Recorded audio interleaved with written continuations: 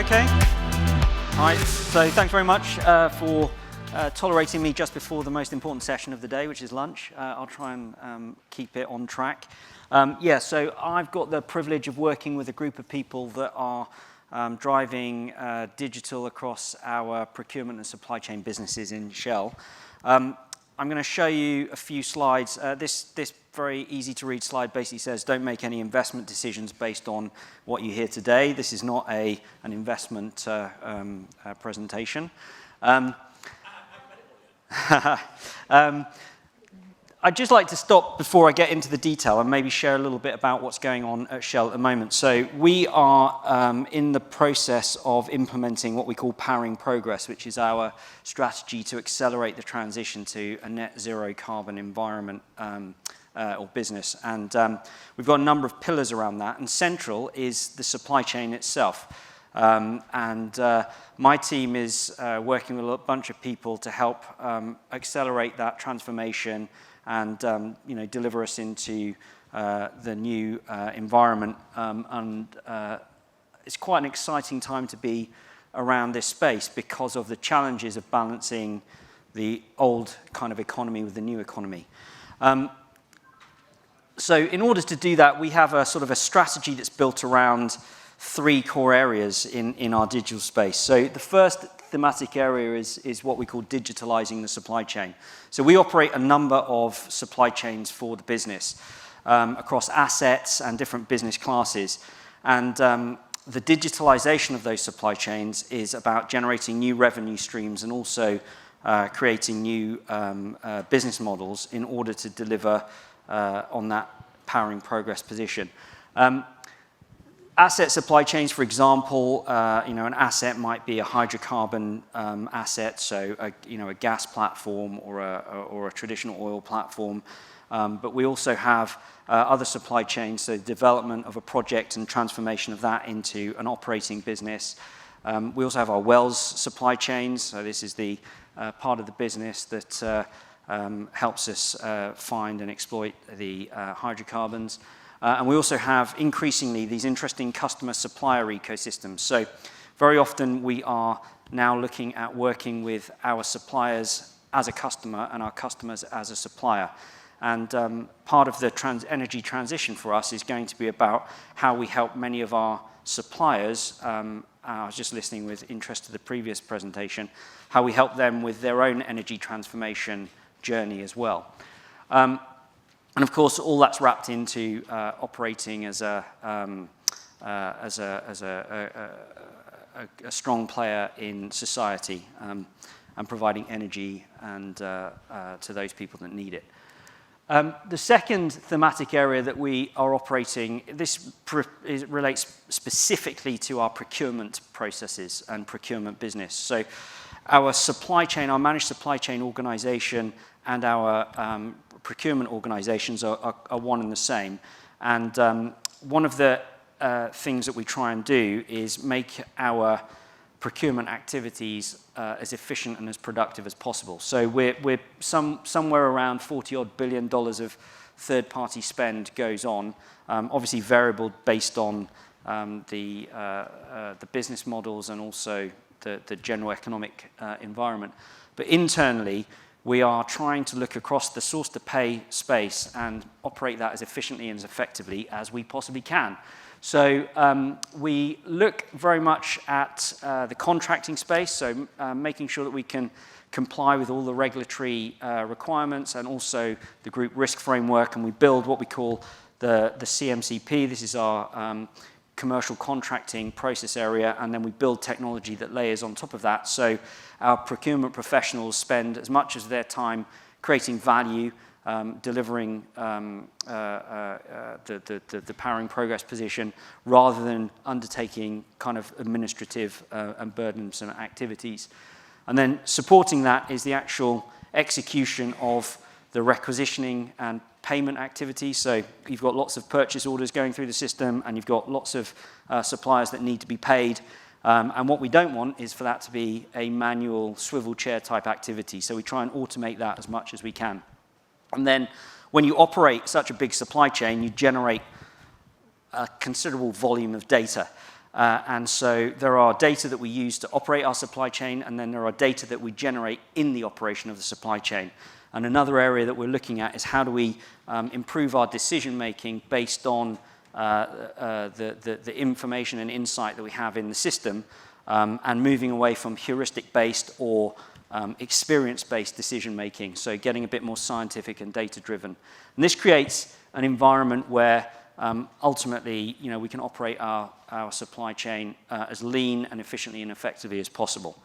And then the third thematic area that we work around in all of our digital transformation is trying to make sure that we design around the user.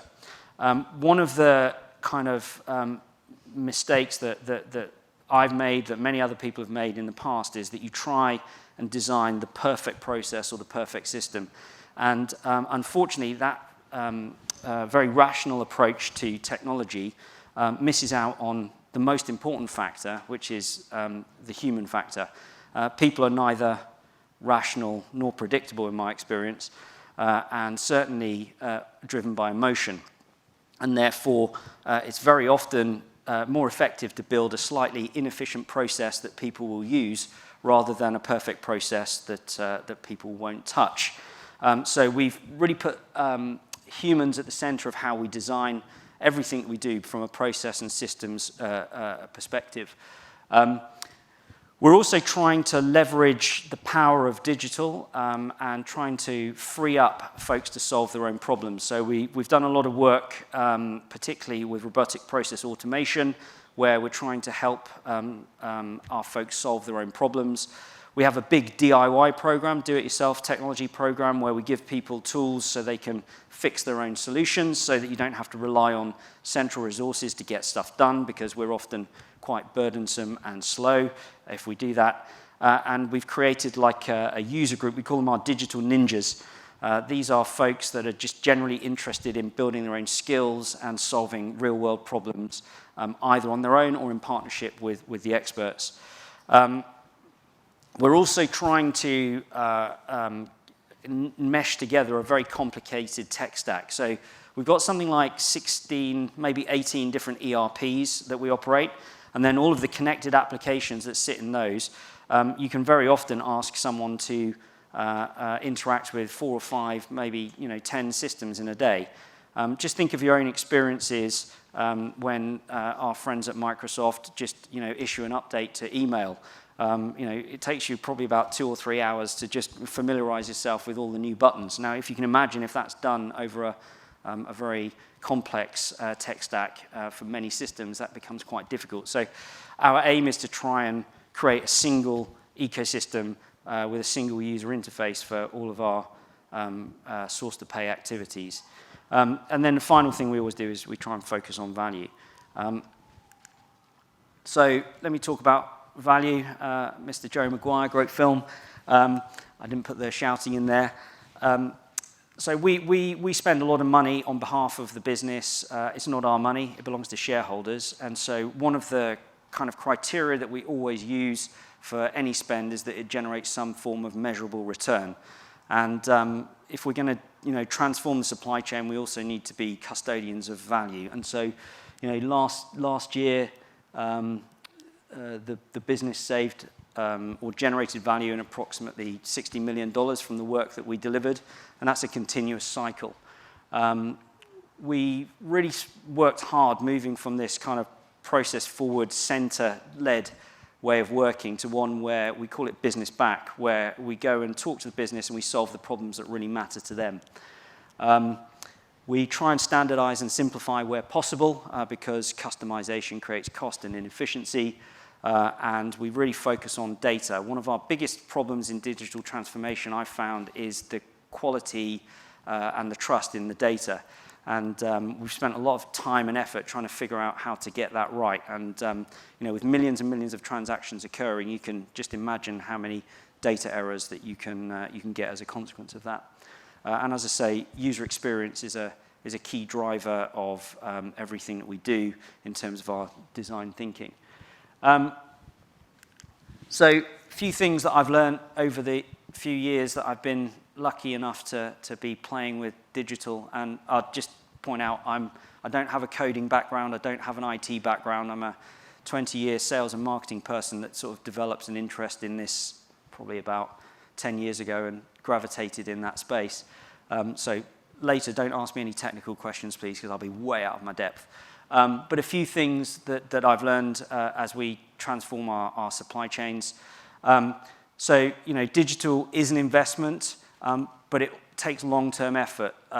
You can't just play in this space. You have to make a multi-year plan. You have to commit. You have to get your board to spend money. And stopping and starting is not a strategy. That's a tactic. So you need to consider it as an investment and make your plans on that basis. It is, although I say the money is important, it's not just about the money. You've got to really work hard, particularly if you're driving transformation across 4 areas. So people, so you need to get the right people with the right skills and the right interest. You need to have a good process. If your process doesn't work on paper, it sure as hell won't work if you put it in a system. You need to have good systems. Now, good systems are not always the best. I can't remember who it was, but there's a famous quote, perfect is the enemy of the good. Actually, good is good enough, and it doesn't need to be perfect. But the most critical thing, I think, is culture. And culture, for me, is about creating an environment where it's okay to fail. It's okay to make mistakes. And goodness knows, I've made a few over the years. I'll say year, my boss might be listening. Years. And a mistake-driven culture is one where you learn. And learning applied creates good outcomes. So that's an important thing as a leader to do. If you want to drive digital transformation, focus on culture. Don't do it from the center. It has to come from the business, because the business ultimately needs to recognize the problem that you're solving. It needs to care enough to do something about it, and then it needs to actually want to adopt the new processes and changes that you're proposing. So if your digital transformation is center-driven, I would suggest that it's possible that it will fail. Not probable, but possible. But the center of excellence, working in partnership with the business is, in my experience, the best way to drive a transformation agenda. Don't buy tools. Yeah. So I know there'll be a few salespeople here, and there'll be a few salespeople on the call. One of the mistakes, I think, is that we, particularly in technology, we get very tool-centric. We want to buy a thing. And actually, the critical question to ask is to understand the problem.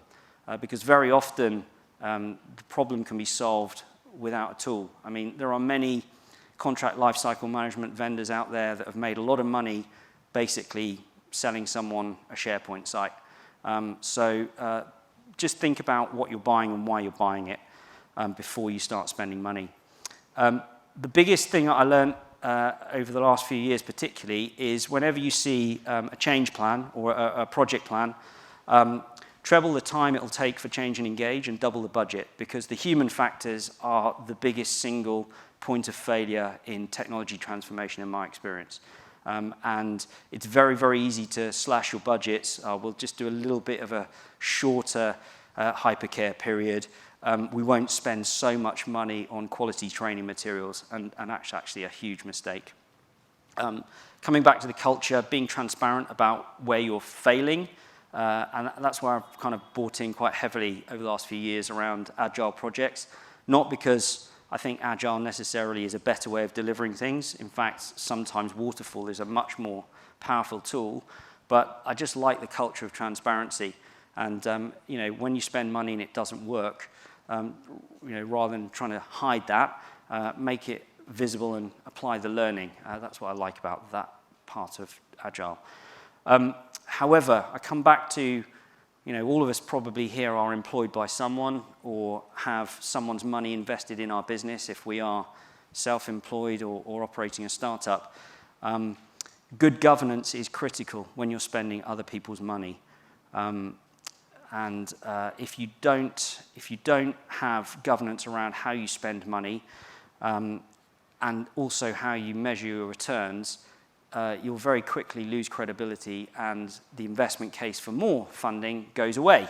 So I'm always trying to force the conversation about real money, so not PowerPoint money. I kind of get frustrated by business cases which, when you add them up, are about 3 times the total revenues that you generate in your business in a year. It's just not possible. So it's better to be open and honest and transparent about what you really can do. And then the final thing I've learned over the last few years, as I mentioned earlier, is the importance of data. If your data are crap, it doesn't matter how good your system is. In the insight space, bad data plus insight equals bad insight. And I think it's fundamentally true across any system that you basically get out what you put in. So if you've got a project and you're not investing in data cleanse, then you are missing a trick, because the likelihood is it probably won't work anyway.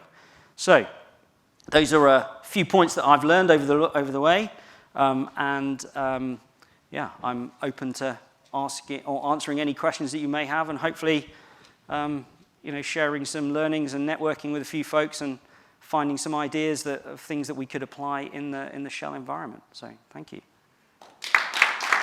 I'll just take that. Thank you.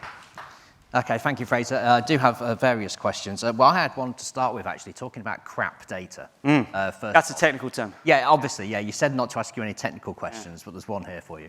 So crap data. Do you think some companies are in danger of relying too much on data? Is there an inherent danger in doing that? Relying too much on data. Well, if you don't rely on data, the only logical thing you can rely on is guesswork. So, I mean, unless you want to start running your company by flipping a coin, I would suggest that if you're not relying on data, then probably you don't deserve to exist as a business. Okay. But not that I'm opinionated about things. No, clearly not. No, you're sitting on the fence there. This goes back to a conversation we had at a previous show where someone was saying you have to trust your gut feeling, and the other person was saying it was purely about data. So, yeah, just wondered where you sat on that. Okay, I do have some questions here. Okay, there's so many things you could say about gut feeling. And yeah. My gut feeling is that there is no such thing as the pandemic. Okay, sure. Okay, fine. Okay, right, I think we'll move on. Okay, let's take Ollie's question here. As Shell is among the growing number of companies that are pioneering digital twin technologies, how do you involve them in the procurement process? So that is a great question. Digital twins have many, many uses. In procurement, one of the things that we are interested in is having a digital model of an operating asset, so that we can start to do things like preventative and predictive maintenance. If you understand which compressor is likely to need replacing when, and what the component parts are, and that needs to be changed, offshore in a very dangerous environment, it means that you can build demand planning into your supply chain.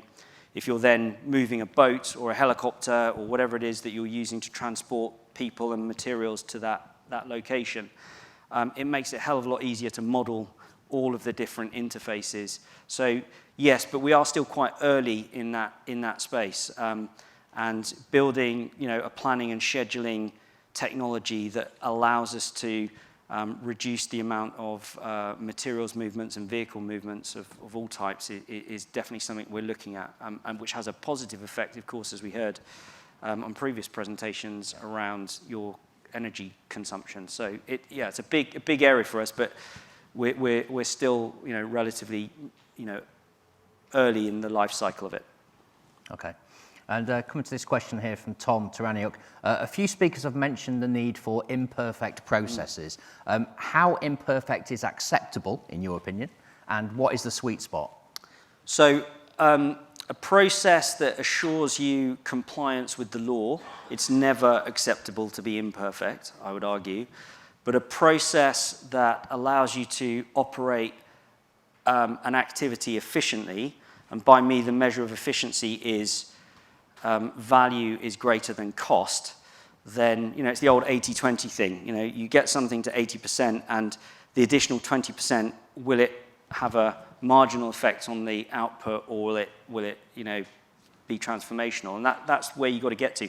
I always look at things from an economics perspective, because I have a background in sales and marketing, and I can understand numbers relatively easily, and I just try and use the the data to give me an indication of whether we're getting the right value or the wrong value from the process. Okay. Any questions from the floor, by the way? No? Oh, yes. Could we get a microphone, Mimi? And then we'll take some more from the screen as well. Hi, it's Rich Haynes from Akada. So what's your ultimate end goal and how far away are you from that? So I would like to see human beings taken out of activities where human beings don't need to be involved.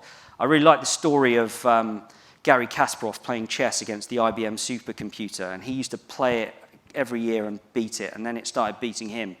And his response to it beating him was not to go away and sulk, was to say, this is interesting. And he then started working with artificial intelligence and figured out that the world's best chess player is neither him nor the computer, it's him and the computer. And I think machines and human beings working in partnership to solve problems.